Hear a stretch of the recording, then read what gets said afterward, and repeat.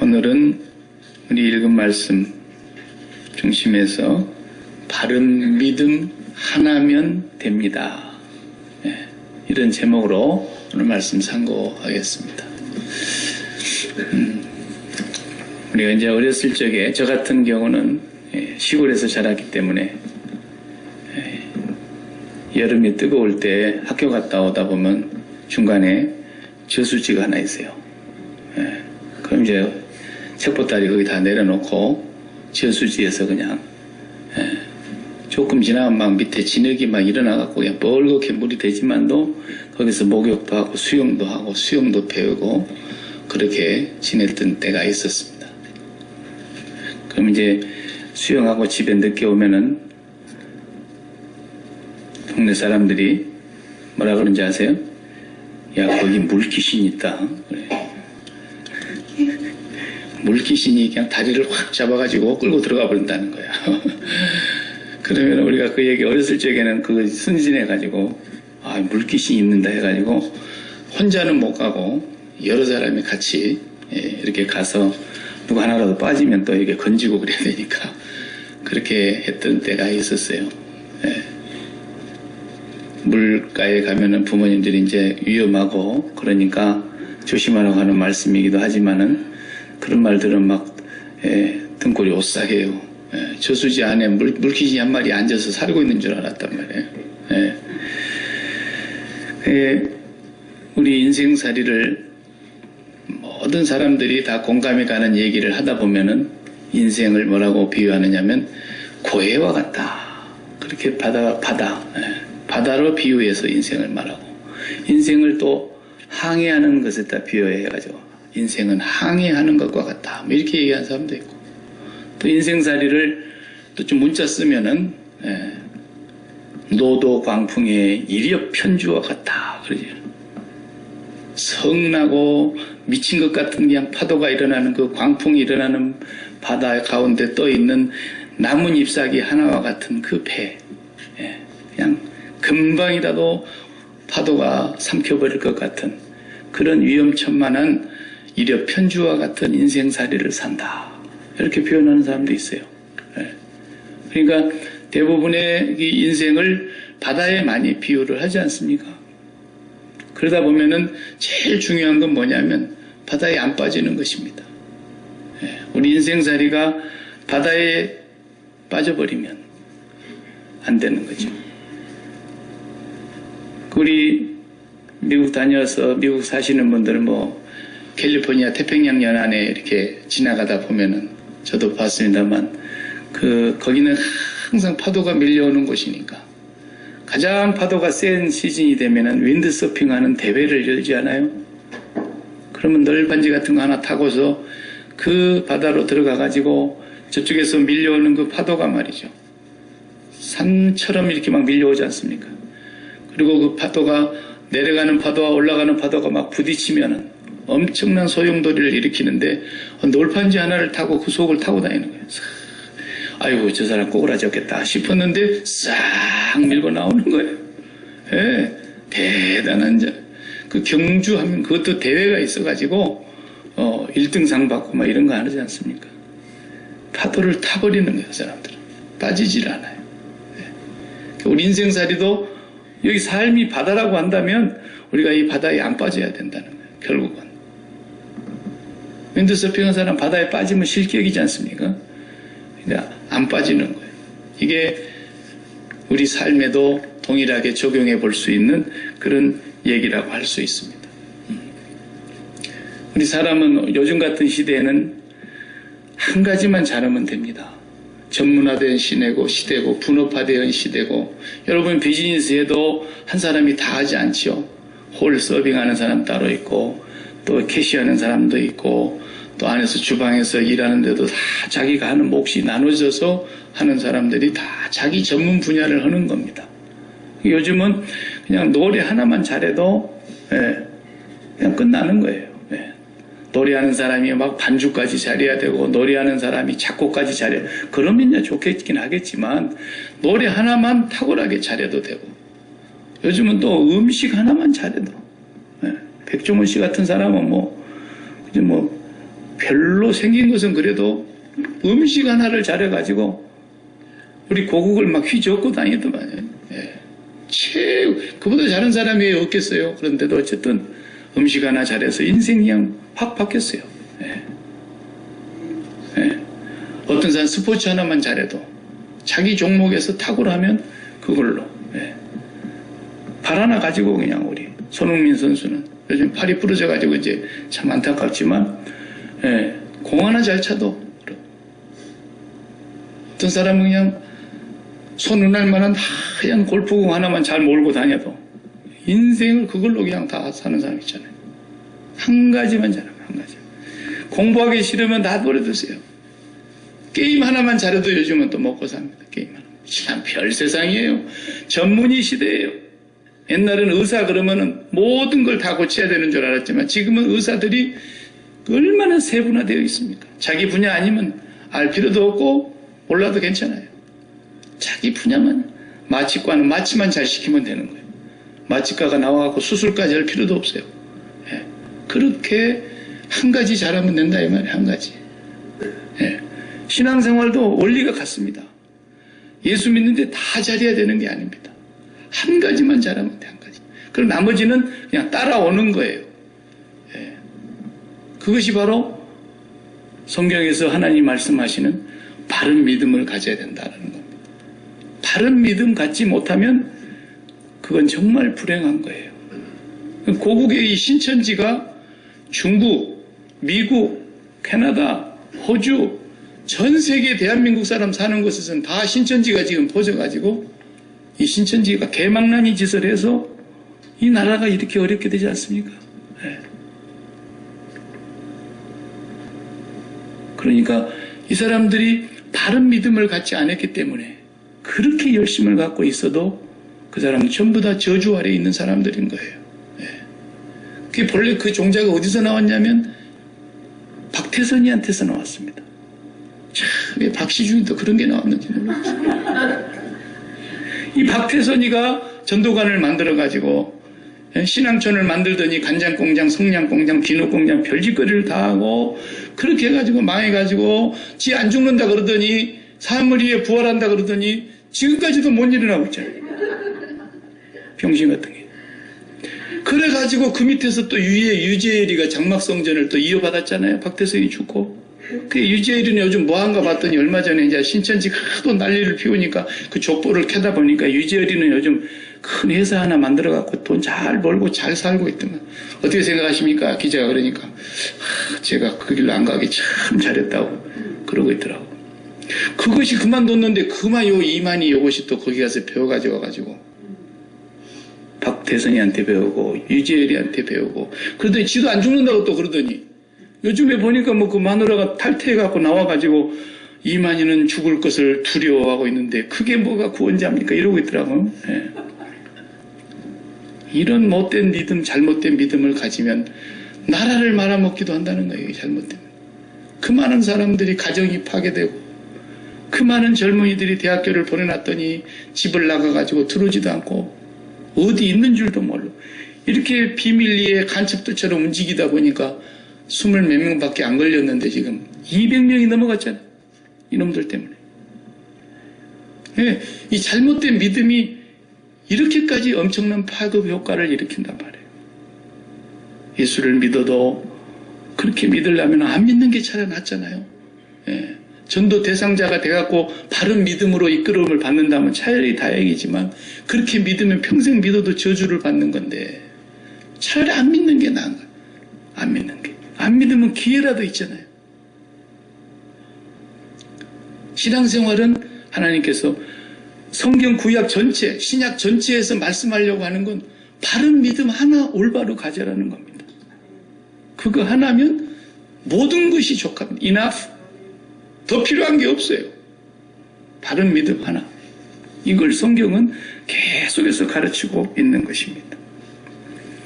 설령 우리 삶이 다 문제가 해결이 안 될지라도 바른 믿음만 갖고 있으면 하나님의 주권을 인정하는 그런 신앙으로 우리가 굳게 서 있으면 감사하면서 세상을 이길 수 있어요. 요한일서 5장 4절에 보면은 너희가 세상을 이기면 이것이니 너희의 믿음이니라 그랬어요. 바른 믿음 하나면 세상을 다 이긴다라는 거예요. 꼭 내 소원, 내 뜻, 내 계획이 다 성취돼야만 되는 게 아니라 그러지 않을지라도 바른 믿음을 갖고 있는 신앙인은 세상을 살면서 험한 바다, 노도 강풍 같은 인생살이 속에서도 세상을 이긴다라는 거예요. 이긴다라는 거예요. 우리 주님은 믿음 하나 심어주시려고 그 많은 기적과 표적과 이적을 나타내신 것이고 그 많은 가르침과 교훈을 우리에게 보여주신 겁니다. 마침내 십자가에서 운명하시는 그 순간에 제자들이 그 사건을 보고 뭐라고 기록했느냐면 이를 본 자가 증언하였으니 그 증언이 참이라. 그가 자기의 말하는 것이 참인 줄 알고 너희로 믿게 하려 함이라 그랬어요. 예수님의 십자가 사건, 최종적인 그 사건을 우리로 믿게 하려고 주님은 십자가에 죽으셨다는 것입니다. 예수님도 그런 말씀하셨죠. 인자가 올 때에 세상 끝이죠. 믿음을 보겠느냐 그랬잖아요. 바른 믿음을 보겠느냐라는 뜻입니다.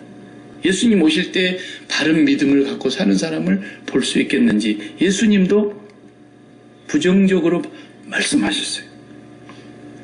우리가 믿음장이라고 하는 히브리서 11장 6절에도 믿음이 없이는 하나님을 기쁘시게 할 수 없다 그래요. 아무리 우리가 다른 것 잘해도 믿음이 잘못되면 하나님 기쁘게 하실 수 없어요. 믿음만이 하나님 기뻐하십니다. 주님이 감탄한 것도 믿음 보고 감탄했죠. 열심히 봉사하는 걸 보고 주님이 감탄한 마리아야 마리아야 너 한 가지만 해도 족하니까 그래 네 동생 괴롭히지 마라. 마리아는 좋은 편을 택하였느니라 그랬어요. 믿음 하나가 더 중요하다라는 거예요. 그러니까 그 중풍병 신하를 데리고 있는 그 백부장이 자기 신하를 위해서 주님 앞에 나왔잖아요. 비록 이방인이고 유대인에게 속하지는 않았으나 그 예수 소문을 듣고 자기 하인을 고쳐달라고. 그러니까 가자 그러니까 그러실 거 없습니다. 저도 사람을 많이 거느리고 있는 지휘관이기 때문에 저놈 보고 가라 그러면 가고 이놈 보고 오라 그러면 옵니다. 내가 말 한마디면 내 밑에 애들이 다 말 듣는데 선생님 오실 필요 뭐가 있습니까? 여기서 말씀만 한번 해주시면 우리 하인이 나올 줄로 믿습니다. 예수님이 감동해버린 거예요. 와, 이스라엘을 다 다녀봐도 이만한 믿음 가진 자를 내가 못 봤다. 주님은 믿음 하나에 그렇게 감동하시는 거예요. 예. 그런가 하면은 어떤 사람은 또 아유 선생님 하실 수 있으면 우리 아들 좀 고쳐주세요. 불에도 넘어지고 물에도 자주 빠지고 이러는데 그러니까 할 수 있거든요. 무슨 말이냐. 믿는 자에게는 능치 못함이 없느니라. 그러니까 또 이기학 사람이 아유 저 믿음 없는 거 불쌍히 여겨주시고 불쌍히 여겨주시고 그러잖아요. 믿음이 제일 귀한 것이고 마지막 때에 주님은 믿음 하나를 보시겠다는 거 아니겠습니까? 다른 걸 주님이 보신다고 하지 않았잖아요. 의심 많은 도마에게까지 자상하게 또 한 번 더 오셔가지고 도마야 네 손바닥 이렇게 내밀어서 내 청자국을 한번 만져봐라. 네 손가락 이리 내밀어서 내 못자국을 한번 만져보고 네 눈으로 확인해봐. 그리고 믿음 없는 자가 되지 말고 믿는 자가 되라. 그랬어요. 겨우 그냥 보고서야 그때서야 막 진실로 나의 하나님. 그 정도는 누가 못해 나도 하지. 그 정도는. 네가 본다고 믿느냐? 보지 못하고 믿는 자가 더 복되도다. 그랬어요. 우리가 더 복된 줄로 믿습니다. 네. 본문에서도 오늘 믿음이 작은 자여 베드로에게 그러잖아요. 바다에 퐁당 빠져가지고 살려주세요 주여 구원했으니까 왜 의심했느냐 믿음이 작은 자야 그러잖아요.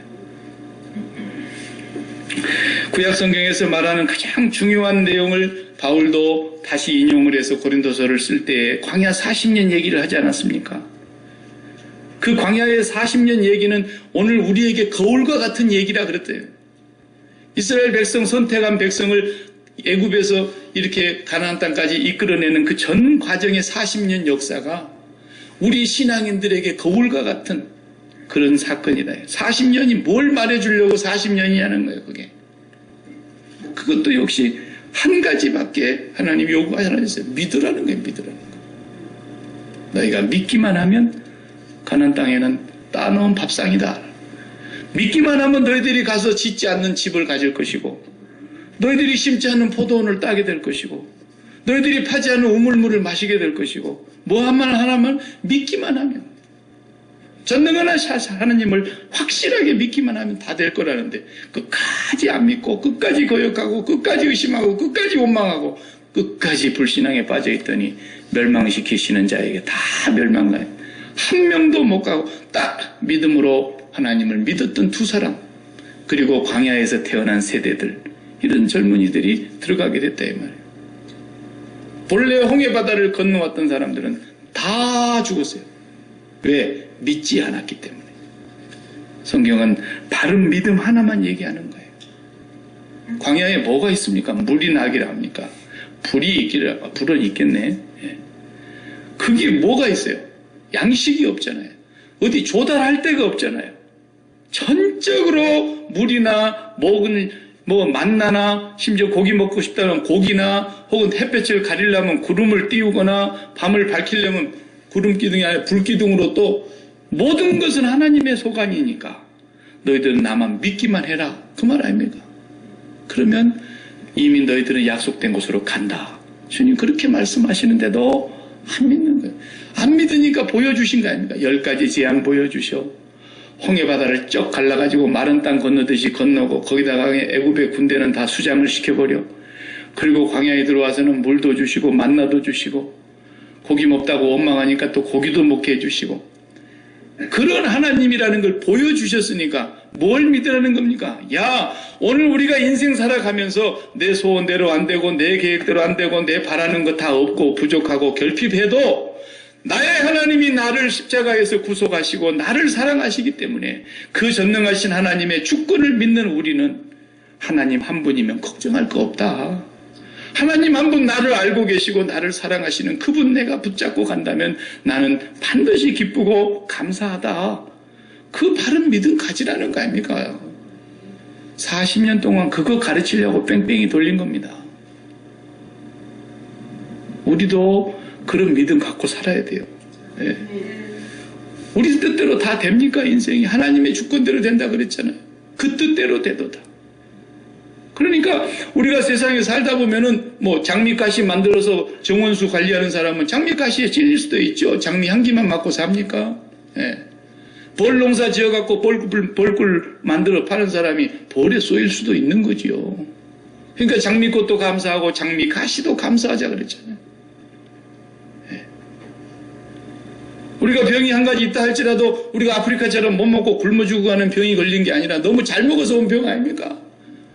그 하나님 감사합니다 그래야죠. 예. 예. 감사하지 못할 게 이래도 감사하고 저래도 감사하고 범사에 감사하라 그런 것이죠. 범사에 바른 믿음 하나 가지면 세상을 무조건 이기는 겁니다. 예. 주님이 약속하셨습니다. 어떤 상황이 와도. 예. 그러다 죽으면 또 우리는 약속된 천국이 있지 않습니까? 다른 사람보다도 훨씬 더 하나님께서 믿음 좋다고 조기 졸업시켜갖고 데려가는 것이니까. 예? 세상 대학을 그만 다니라는데 너는 졸업해라 그냥. 그리고 올라온나. 그래 가는 거니까 스데반 집사도 억울하지 않고 하나님도 스데반 집사한테 미안한 마음도 없고 세례 요한이 그렇게 목이 떨어져도 하나님 안 미안하세요. 바울이 그렇게 목이 댕강 잘려서 순교를 당해도 하나님 안 미안하세요. 왜? 더 좋은 곳으로 가기 때문에. 우리가 감사치 못할 게 하나도 없습니다. 바른 믿음 하나만 갖고 살면.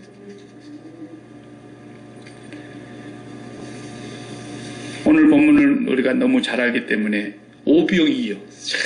생각해 보세요, 여러분. 자, 예수님이 우리 소망교회 오셔가지고 야외 예배로 가자. 그러셨다 해봐요. 그러니까 예수님 왔다 그러니까 막 우리 교회만 가냐? 약기마의 교인들 다 따라 나섰다 해봐요. 근데 도시락을 어떻게 할까? 그랬더니 도시락 준비를 제대로 못했어. 예수님 간다는데 정신없이 나와가지고. 그래 너희가 먹을 걸 주어라. 해는 넘어가고 광야에서 빈들에서 어디 조달할 데도 없고 집으로 돌려보내서 다 식사하게 하시죠 주님. 그러니까 너희들이 먹을 걸 줘라. 어디서 이거 먹을 거 우리가 조달하겠습니까? 그냥 시장기만 면해도 200대 내론 갖고도 안 되겠는데요. 빌립은 또 얼마나 계산이 빠른지. 예, 빌립은 이과 나온 것 같아요. 예. 바로 그냥 딱 계산 떨어지는 거예요. 200데나리온 갖고도 시장길을 못 면합니다, 주님. 그러니까 하나님은 친히 어떻게 할 걸 아시고 예수님께서 필립을 시험코지 하심이라 요한복음에 그렇게 말했어요. 그러니까 예수님께서 자, 그 베드로 안드레가 갖고 온 그 도시락, 애기 도시락 이렇게 갖고 온나. 그리고 하늘을 우러러 감사 기도를 드리셨어요. 그리고 떼줍니다. 너희들이 갖다 나눠서 줘라. 예수님의 손에 들려있는 떡 5덩어리와 물고기 2마리가 떼면 또 나오고 떼면 또 나오고 떼면 또 나오고, 이게 아이만 어린아이 여자를 빼고 남자만 5,000명이라고 기록을 했으니까, 그러면은 나머지 숫자까지 합하면 한 2만 명은 될 거예요. 2만 명. 예? 어마어마한 숫자를 배불리 먹이고 그냥 버리려고 했던 부스러기까지 다 못 버리게 주님이 다 거두라 그래서 12광주리를 거뒀다는 얘기합니다. 여러분, 말이 쉽지 우리가 지금 그 자리에 있다고 한번 해봐요.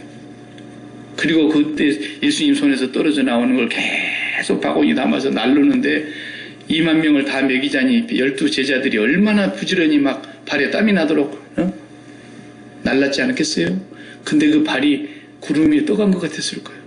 세상에 됐다. 배와 그물을 버리고 따라오기 잘했다. 에? 부침까지 버리고 따라오기 잘했다. 이제 우리는 고생 끝, 행복 시작. 우리 앞에 태평성대가 펼쳐지는 거다. 로마는 끝났다. 우리나라 독립은 식은 죽 먹기다.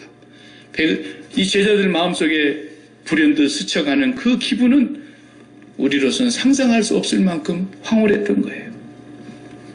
이렇게 놀라운 그 장면을 보는 순간에 다 먹이고 났더니 배부르면은 딴 생각 나죠. 예. 그 뭐예요? 저런 분이 우리의 임금이 되기만 한다면. 이까짓 건 뭐 로마가 문제냐 그래요. 그래서 그 자리에서 바로 임금을 삼겠다고 요한복음에는 그렇게 기록이 되어 있어요. 요한복음 6장을 보면은 분명히 14절 15절이 됐어요. 사람들이 예수께서 행하신 이 표적을 보고 말하되 이는 참으로 세상에 오실 그 선지자라 하더라. 그러므로 예수께서 그들이 와서 자기를 억지로 붙들어 임금으로 삼으려는 줄 아시고 다시 혼자 산으로 떠나가시니라. 군중들이 소요가 일어났어요. 무슨 소요? 이분이 우리의 왕이 돼야 된다. 그러면 헤롯을 물리치고 빌라도도 쫓아내고 로마도 거꾸로 때리고 이분이 우리나라를 독립시키는 임금님만 된다면 우리에게 무슨 걱정이 있겠냐. 이 생각이 팍 돌아간 거예요. 우리라도 안 그랬겠어요? 네. 우리가 일제 36년에 있었을 때 예수님 오셔가지고 대한민국에서 그런 이적을 나타냈다 그러면 대한민국 모든 백성이 다 그렇게 생각하죠. 우리의 임금이 되어 주십시오. 일본은 끝났습니다. 네? 이런 생각을 국민들이 자연스럽게 하게 되는 거예요. 근데 거기에 한 발 더 뛰고 있는 것들이 누구예요? 제자들이에요. 제자들 마음은 붕붕붕 떠다니는 거예요. 지금 이제 우리는 좌편에 우편에 앉는 건 받아놓은 밥상이에요. 이 나라를 다스릴 12지파의 우리가 우두머리 아니냐. 에? 이러면서 구약의 이 12지파를 이 신약의 12제자들이 이제 이어가는 사람들이니까 우리는 세상을 다스릴 12지파의 우두머리들. 벌써 다 자리 잡아놨어요. 이런 상황이 벌어지는데 예수님 어떻게 오늘 본문에 행동했습니까? 예수님이 말씀하시는데 어떻게 해요? 즉시 재촉했다. 이 말이 2번 나오죠. 즉각적으로 예수님이 한 행동. 그리고 그냥 천천히 아니야. 재촉을 했어요. 빨리. 베드로. 유다. 빨리. 배를 태워가지고 백성들 속에서 빼냈어요. 그래가지고 갈릴리 저쪽 건너편에 건너가 있어. 그랬어요. 선생님은요, 신경 쓰지 말고 가서 건너가 있으니까. 빨리. 배 떠나는 걸 보고, 그 다음에 거기 있는 백성들을 다 집으로 돌려보냈다 그랬어요. 그리고 주님은 혼자 산으로 들어가셨습니다. 저녁 식사 시간이 한 우리같이 6시, 7시라고 해봅시다. 늦지 말고 요즘 해가 좀 이제 길어지니까. 그러면 6시, 7시에 밥 먹였으면 청소하고 다 뒷정리하고 밤 9시 정도까지 해서 사람들 다 집으로 돌려보냈다고 해봅시다. 그리고 오늘 본문에 말했어요. 31절에 보니까 밤 4경에 밤 4경이면 새벽 3시에서 6시예요. 마지막 새벽이에요. 마지막 새벽. 동트기 직전 새벽을 밤 4경이라 그래요. 그럼 9시에 다 돌려보내고 산으로 기도하러 가신 예수님이 밤 4경이니까 3시라고 해도 기도를 몇 시간 한 거예요? 6시간 동안 밤새 철야한 거야. 그럼 제자들은 그동안 어디 있었어요? 그 좁은 갈릴리 바다를, 호수 같은 바다를 못 건너가고 거기 바다 안에서 지금 죽기 살기로 지금 파도와 싸우고 있는 거예요. 이 사람들 잔뼈가 거기서 굵어진 사람들이에요. 고기 몇 마리 정도 산다는 거 대략 짐작하는 사람이에요. 그 바다를 한두 번 건너다닌 사람이 아니에요. 그런데 그 바다를 못 건너가서 6시간 동안을 최소한 그 바다에서 죽게 하면 살기로 사투를 벌이고 있는 거예요. 우연이 아니에요. 하나님께서 일부러 그렇게 하신 거예요. 지금 이 바다 가운데 집어넣어놓고 뺑뺑이를 돌리기 시작한 거예요. 하나님이. 베드로 나와봐, 내가 할게. 안드레가 들어가도 안 되고, 나와봐, 야고보가 해도 안 되고, 요한이 다 제자들이 다 뱃사람들이에요. 갈릴리 바다를 못 빠져나가고 있는 거예요. 하나님이 지금 그 길을 광야 속으로 밀어넣으신 거예요. 왜? 가슴이 불이 나고 머리까지 뜨끈뜨끈해진 이 사람들을 시켜야 되니까. 헛바람이 들었으니까. 갑자기 군중들 틈에서 일어나는 소요로 말미암아 이제 대통령 뭐 누구 이렇게 하듯이 우리의 임금이 되었으면, 우리의 임금, 세례 요한의 헛바람이 잠깐 들어간 거예요. 세례 요한도 오실 그분이 당신입니까? 우리가 잘못 봤습니까? 다시는 다른 분을 기다려야 됩니까? 갈대처럼 흔들렸어요. 궁중에 화려한 옷 입은 사람들이 머리에 스쳐간 거예요. 제자들은 가슴이 벌렁벌렁하면서 이제 때가 왔다. 바야흐로 우리나라는 독립된다. 그리고 우리는 이제 이 세상을 다스리게 될 거야. 우리는 소원을 성취하게 되고 우리는 이제는 인생의 모든 고난이 끝난다. 우리 국가적인 고난, 우리 개인적인 고난 뚝 끊어지고 우리에게 행복이 시작되며 우리 앞길은 태평성대만 있다.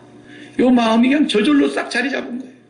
이 마음을 시킬 수 있는 길은 다른 길로는 안 돼요. 어떻게 돼요? 죽을 정도 돼야 돼요.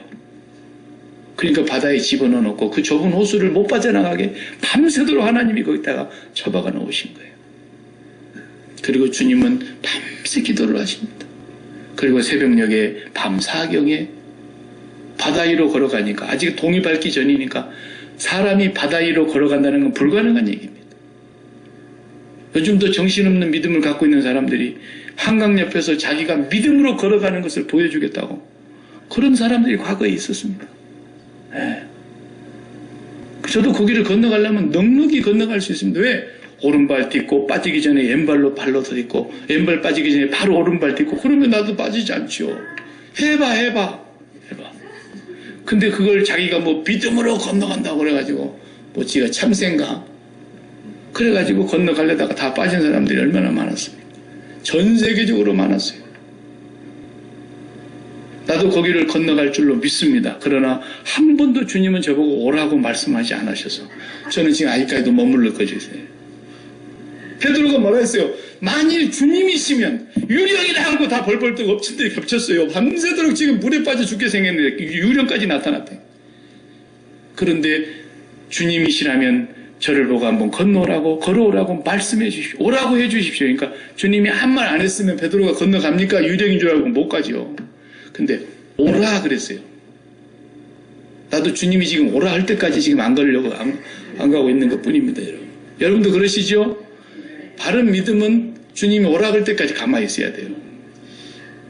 오라는 것도 아닌데 지가 뭐 한강 건너가겠다고 가가지고, 이런 것들이 사입이요. 이만희 같은 인간들. 에? 그래, 주님이 오라 그랬는데 철부덕하고 바다로 뛰어내립니다. 야, 이거 아무나 할 수 있는 거 아니에요. 이것도 대단해요. 그런데 바람을 보고 어떻게 했어요? 백걸음은 갔지요? 근데 바람을 보고 무서워 빠져가는지라 그랬어요. 보세요. 그래서 주님이 달려오셔서 그냥 건져내 주십니다. 주야, 나를 구원하소서 하는 그 베드로를 손을 탁 잡고 올리면서 뭐라 해요? 믿음이 적은 자야. 믿음이 작은 자야. 왜 의심했느냐 그랬어요. 그리고 배에 오르자 바람이 그쳤고 예수님이 함께 올라가자 그 바다를 우리가 3절까지 읽었습니다만 34절에 보면 게네사렛 건너편으로 건너간 것이 나옵니다. 우리 인생살이는 예수님 바라보지 않으면 반드시 바다와 같은 세상에 빠지게 되어 있다라는 거예요. 예수님을 올바로 믿고 예수님을 올바로 알고 예수님을 올바로 쫓아가지 않은 사람은 전부 바다라고 하는 이 세상에 빠지게 될 것이라는 겁니다. 주님과 함께 하는 한 빠지지 않습니다. 기적을 일으켜줘가지고 이 세상에서 우리가 뭔가 승리하고 싶은 그런 욕망, 이거 아니라는 거예요. 그런 거 기뻐하면서 쫓아다니는 사람들은 다 기도원파예요. 기도원파. 그걸 그렇게 좋아해. 성경은 그걸 좋아하라는 곳은 단 한 글자도 없어요. 뭔만 하라고요? 바른 믿음, 주를 경외하고 주님 한 분만 네 마음에 모시고 그 성전 속에 여호와 하나님을 지성소에 네가 모시고 그분만 경외하고 그분만 사랑하면 나머지 것은 네가 걱정할 일이 아니다라는 거예요. 성경은. 그런데 끊임없이 사람들은 하나님이 하신 기적을 좋아합니다. 오병이어의 사건, 이걸 좋아해요. 그러나 우리 믿음의 조상을 보세요. 100살에 아들을 낳을 수 없는데 낳게 하셨고 90살에 임신할 수 없는 사라에게 아이를 주셔서 도저히 불가능한 일을 하나님은 가능케 하셨습니다. 그러나 아브라함은 그 놀라운 역사에 빠지진 않았습니다. 갖다 바쳐버리니까 지치 않고 갖다 바쳐버리는 거예요. 하나님을 경외하는 것이 믿음이라는 거예요. 하나님을 사랑해야 된다는 거예요. 하나님이 하신 일들을 너무 좋아하지 마세요. 하나님은 좋은 일도 하신 것 같지만 이렇게 코로나 바이러스도 보내시는 거예요. 허락하시는 거예요. 온 세상이 전능하신 하나님의 능력보다도 코로나 바이러스를 더 두려워하는 거 보세요. 온 세상이 하나님의 말씀을 순종하는 것보다도 사람의 말을 더 두려워하고 순종하는 것 보세요. 내가 남을 정죄할 사람은 못 되니까 그런 인물도 아니고 그래서도 안 되지만 아니 찬양대도 못 하겠다더라고. 예배드리면서 다 마스크 끼고 내가 그 말을 들으니까 너무 가슴이 아픕니다. 아니 하나님 앞에 찬양도 못하고 마스크 끼고 전부 예배드렸대. 이런 우리 한국의 기독교의 지금 현 주소를 말해주고 있는 겁니다. 특히 대구 지역은 막 아예 그냥 목사들이 앞장서서 나와가지고 막 광고를 하면서 이번 주간에는 가급적이면 예배당에는 오지 마시고 집에서 인터넷으로 예배를 드릴 테니까 이제 앞으로 공식화된 거예요. 이게 바로 이제 예배 날 꼭 교회 나갈 필요 없구나. 이거 교회 아니지 예배당에 갈 필요 없구나. 우리가 교회니까 그냥 집안에 앉아가지고 인터넷으로 예배 드려도 되고 헌금은 요즘 그냥 전화기로 딱 누르면 그냥 헌금 안에 들어가니까 놀러 가서도 우리가 잠시 예배 드리고 놀러 가서 예배 드리면 되겠구나. 이제 아주 그냥 문을 열어준 거예요. 문을 열어준 거예요.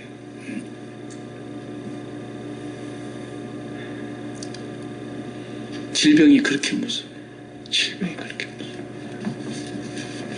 우리 하나님께서 시편 91편 오늘 제가 예배 시작하면서 낭송했습니다. 전능자의 그늘 아래 거하시는 우리 하나님의 백성들이 다윗이 어떻게 고백하는데 여호와는 나의 방패시요 여호와는 나의 피난처시요 여호와는 나의 피할 바위시요 여호와는 나의 환난 날에 나를 숨겨주는 산성이시다. 백주의 대낮에 새의 올무에서 하나님 사냥꾼의 올무에서 새가 벗어나듯이 모든 전염병 가운데서 우리를 지키시리로다. 아니 그런 하나님을 믿는 사람들이 올 때까지는 마스크 끼었다 합시다. 마스크 끼었다 합시다. 그럼 예배당에 와서 마스크 다 끼고 막 찬송도 그냥 안 하고 밥도 안 먹고 막 끝나자마자 빨리 집에 가라고. 그게 무슨 예배입니까 그게. 하나님이 보시고 계실 때 참 너희들 위생적이다. 참 잘한다. 그러셨을 것 같아요. 그런 건 아니죠 우리가. 옛날 우리 미국 선교사님들이 한국에 와서요 선교하던 선교 초기 역사를 읽어보면요 그때 우리 한국은 결핵, 폐병이 제일 많았어요. 각혈하고 죽는 사람들 얼마나 저도 봤어요. 그런 시절 그 어려운 시절에 병이 그렇게 창궐하는 전염병이 많은 그 시절에도 선교사들이 자기 나라 버리고 와가지고 약도 없고 뭣도 없는 데 와가지고 들어오지 마세요. 전염병입니다. 그러면은 전염병보다도 더 무서운 십자가의 병이 들어갑니다. 예수님의 보혈을 갖고 들어가는 거예요. 걸려서 죽은 사람도 물론 있어요. 그러면서까지도 그들은 우리에게 복음을 전했던 거예요. 그런 신앙을 갖고 있었던 선교사들 때문에 우리 민족이 산 겁니다. 우리가 하나님 앞에서 적어도 신앙을 가지려면 그런 걸 두려워해서는 안 되죠. 무질서하게 함부로 해라는 얘기가 아니라 교회까지 그렇게 수선을 피울 필요가 있겠냐고 말이에요. 5천만 명 중에 고작 한 200몇 명밖에 안 되는데 오늘 주님께서 우리에게 말씀하시는 건 뭡니까? 세상을 사랑하면 이런 것 앞에 꼼짝 못한다는 거예요. 세상을 사랑하는 마음이 너무 강하기 때문에 이 세상에 안정된 삶, 이 세상에 건강 장수하는 삶, 이 세상에 성공하는 삶, 이 세상에서 형통하는 삶, 이런 것에 온통 마음이 빠져 있기 때문에 죽는 게 제일 두려운 거예요. 죽는 게. 하나님 앞에서 예배보다도 더 두려운 거예요. 하나님을 경외하고 하나님을 두려워하는 그런 것보다도 내 몸뚱아리 하나 어떻게 될 것이 제일 무서운 거예요. 이만큼 신앙이 변질되어 가고 있다는 것을 우리가 알아야 됩니다. 불행하게도 우리 국민에게는 옛적에 세월호가 바다에 침몰이 되면서 정말 피어보지도 못한 그런 많은 생명들과 수많은 인명이 고통을 당하고 죽음을 당하고 지금까지도 그 아픔이 치료가 되지 않을 만큼 큰 사건이었지 않습니까? 언제도 제가 한 말이 생각납니다만 어찌 그게 세월호냐고요. 세월호. 다른 이름도 하도 많을 텐데 세월호. 우리가 가고 있는 이 세월호는 우리 인생의 세월호는 반드시 침몰합니다. 침몰할 겁니다. 그래서 우리 주님은 이 세상에서 빨리 출세상하라고. 뭐가? 마음이 출세상하라고 계속해서 주님의 십자가 사건 우리에게 지금도 말씀하고 있는 거예요. 네가 이 세상에 대해서 죽어야 할 거다. 네가 이 세상에서 마음이 떠나지 않으면 너는 이 세상 때문에 좋은 날도 덜어 있겠지만 네 세상 때문에 통곡할 날이 오게 될 것입니다. 가슴을 찢고 후회해도 돌이킬 수 없는 날이 올 거라는 것입니다. 그래서 우리가 이 세상을 마음에 붙이지 않고 세상을 떠나기 위해서 하는 일이 뭐예요? 주님이 하신 걸 그대로 우리가 따라가야 돼요.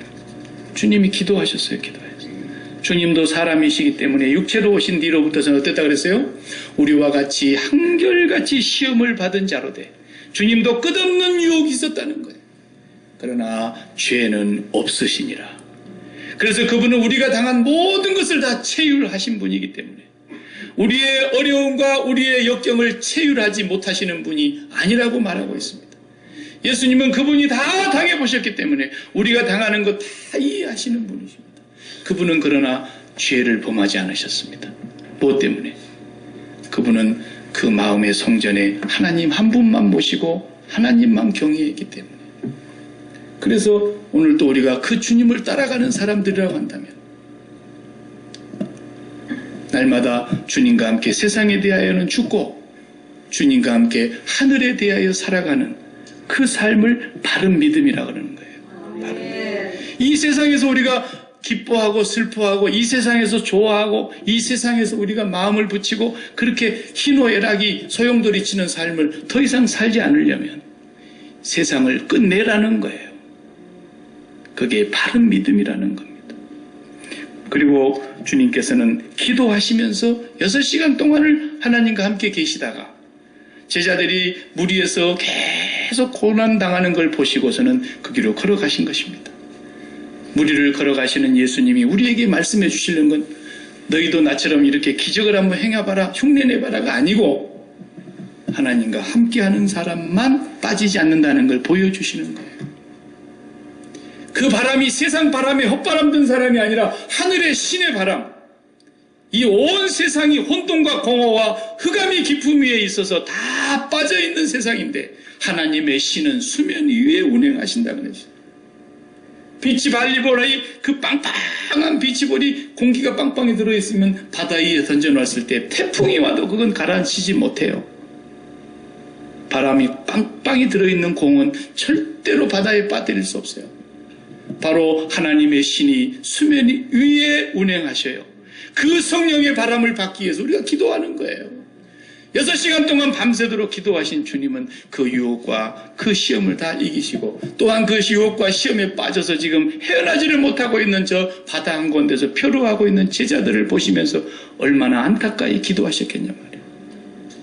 주님이 우리를 위해서 중보 기도를 하지 않으신다면 우리는 세상에서 헤어나지 못해요.